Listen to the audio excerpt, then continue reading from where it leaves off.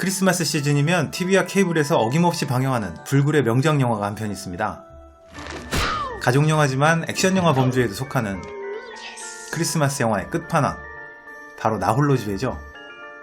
나홀로 집에가 만들어진 지 벌써 25년이나 지났지만 영화 속 케빈은 마치 피터팬처럼 그때 모습 그대로 영원히 간직되고 있는데요. 영화 속에서 8살로 등장하는 케빈은 25년이 지난 지금 어떤 모습으로 자라났을까요? 오늘은 나홀로 집에를 조금 다른 시각으로 다시 보면서 케빈이 어떤 어른으로 자랐을지 한번 상상해 보겠습니다.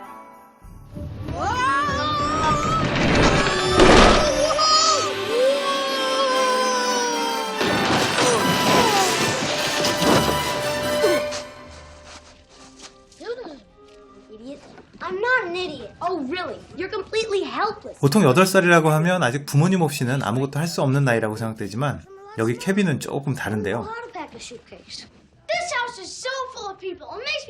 케빈은 영화 초반에 가족이 필요 없다거나 혼자 있고 싶다는 말을 자주 하는데요. 세상에 어떤 8살짜리가 혼자 있고 싶어 할까요? 케빈은 피자를 먹을 때도 까탈스러운 성격이 그대로 드러납니다. 다른 아이들은 아무런 투정 없이 피자를 먹고 있는데 유독 케빈만 자신이 주문한 치즈 피자를 찾고 있죠.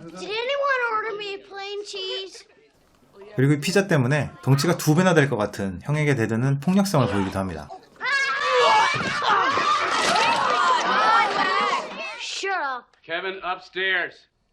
사실 케빈은 입버릇이 그리 좋은 편은 아닌데요.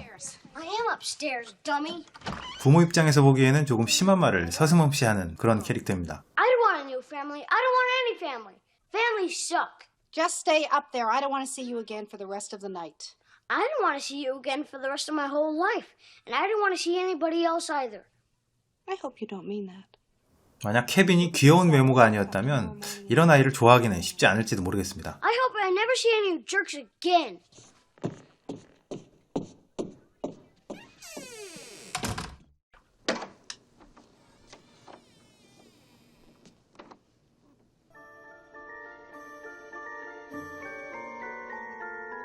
케빈은 8살 나이에 대저택에 홀로 남겨졌지만 전혀 놀라는 기색도 없이 드디어 소원이 이루어졌다면서 아주 음흉한 미소를 날립니다.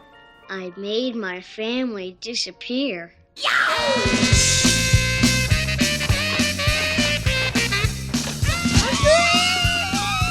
보통의 아이라면 사흘 밤낮을 울어도 안 될 판에 케빈은 집안 곳곳을 누비면서 환호하고 실제로 이 상황을 아주 즐겁게 받아들입니다. 케빈이 관심을 보이는 물건들만 봐도 케빈의 폭력성을 어느 정도 짐작할 수 있을 것 같은데요. 형의 개인 사물함에 있는 폭죽이나 Cool firecrackers. 총, 그리고 폭력이 난무하는 그런 영화들이죠.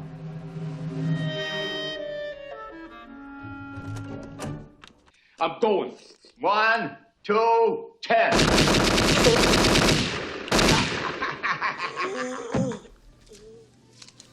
거짓말을 태어나게 하는 건 물론이고요. Are you here all by yourself? Ma'am, I'm 8 years old. You think I'd be here alone? I don't think so. Wait, son. You have to pay for that toothbrush. Son? 도둑질도 서슴지 않습니다. Hey!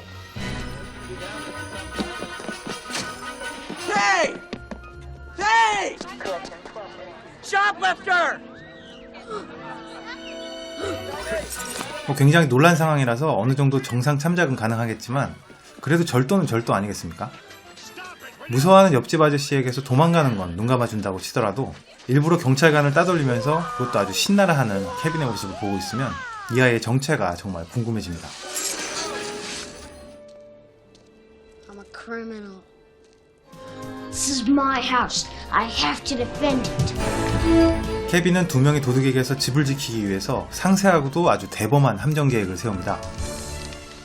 계획표 위에 보면 배틀 플랜이라고 되어 있죠. 전쟁 계획 이런 뜻인가요? 8살 소년의 머리에서 나갔다고는 도저히 믿을 수 없는 이 상세한 전투 계획은 언뜻 보기에는 장난 같아 보이지만 실제로는 생명을 위협하는 극악한 폭력성을 가지고 있습니다. 2m 길이의 끈에 매달린 무거운 페인트통, 2층 높이에서 떨어지는 뜨거운 다리미, 글씨를 보시면 그냥 핫이 아니라 레드 핫이라고 써있죠. 정말 눈에 보일 만큼 빨갛게 달궈진 문의 손잡이를 비롯해서 발을 관통할 만한 못, 불을 뿜는 토치까지. 사실 우리가 너무 많이 봤기 때문에 익숙할 뿐이지 이 똑같은 함정은 세계 최고의 첩보원 007이 그의 적수를 잡기 위해서 사용하는 함정이기도 합니다.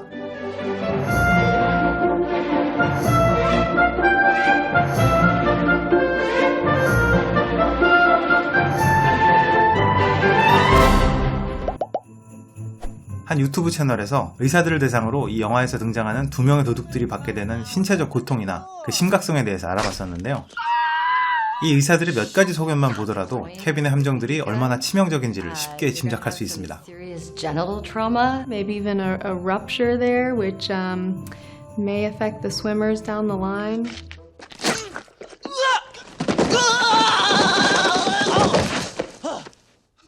Busted ribs, pulmonary contusion, splenic laceration, kidney injuries. Peeing and pooping from bags, pushed around in wheelchairs in some sort of chronic care facility. The face is screwed. We're talking ocular fractures, nasal fractures. If you get a bleed in there, especially a fast bleed where it starts taking up space quicker, it pushes on the brain so that it stops functioning and leads to death. Hello. 무엇보다 가장 쇼킹한 건 이런 도둑들의 고통을 케빈은 스스로 즐기고 있다는 점입니다. 정말 케빈은 자라서 어떤 어른이 되었을까요? You guys give up, or you're thirsty for more?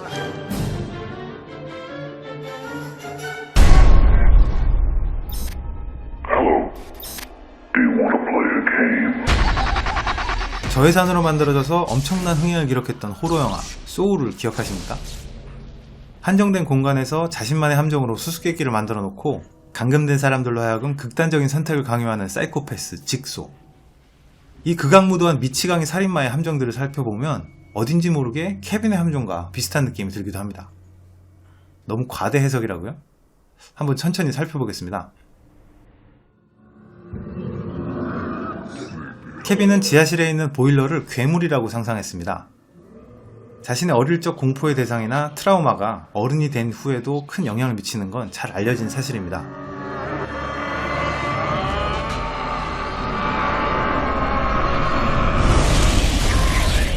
박쥐에 대한 공포를 오히려 자신의 아이덴티티로 만든 배트맨도 그런 사례가 아닐까 생각되는데요. I woke up. 소우 1편에서 아만다에게 주어진 이 함정, 이 무시무시한 메탈 헬멧의 모양을 보시면 케빈의 집에 있던 보일러의 모습과 거의 비슷하다는 걸 알 수 있습니다. 게다가 케빈이 가장 무서워하던 지하실이라는 공간은 소우 2편의 주된 공간이 되기도 하고요. 해독제를 다른 곳이 아닌 이 화로 같은 곳에 넣어두고 그 해독제를 손에 넣는 순간 문이 닫히고 희생자는 산채로 불태워집니다.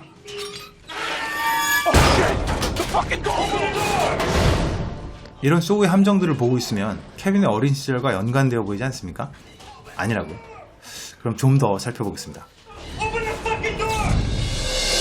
그럼 이번에는 함정들의 작동 방식을 한번 살펴보겠습니다. 소우의 전반에 흐르는 함정의 작동 방식은 희생자의 행동에 의해서 작동된다는 겁니다. 가만히 놔두면 아무 일도 일어나지 않지만 희생자가 행동을 하거나 안으로 들어가거나 스위치를 누르면 작동하는 그런 방식이죠. 이런 방식은 나홀로 지배에서도 똑같이 적용됩니다. 문을 열어야 작동되는 토치라던가 스위치를 당겨야 떨어지는 다리미.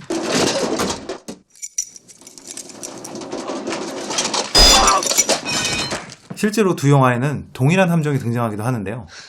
But watch your step.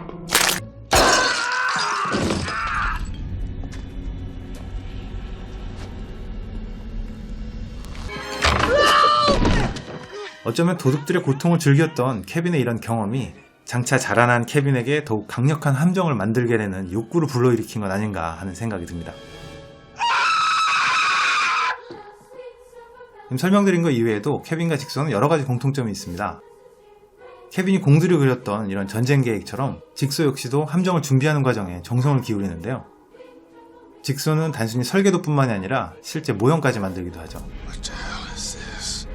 여기서 주목할 만한 사실 한 가지는 케빈과 직소의 외모가 비슷하다는 점입니다. I'm dreaming of a white Christmas. 케빈을 연기했던 맥컬리 컬킨이 성장하는 모습에 직소의 모습을 연결해보면 비슷하지 않습니까? 참, 한 가지 더 있습니다. 케빈의 지하실에서 얼핏 보이는 이 가면.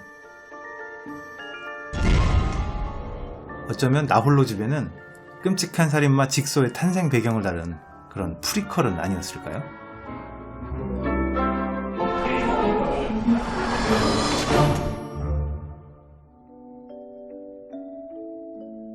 케빈이 자라서 직소가 되었다니 이건 정말 말도 안 되는 개변이죠. 올해 크리스마스에도 어김없이 여러 케이블 TV에서 나홀로 집에가 방영될 예정입니다. 매번 같은 영화를 보시는 게 지겹다면 올해는 귀엽기만 한 케빈의 미소에서 직소의 음흉한 미소를 상상해 보시는 건 어떨까요? 말도 안 되는 개변을 심각하게 늘어놓는 지금까지 빨강도끼였습니다. 참, 올해 크리스마스에는 모든 분들께 행복만 가득하시기를 바랍니다. 메리 크리스마스!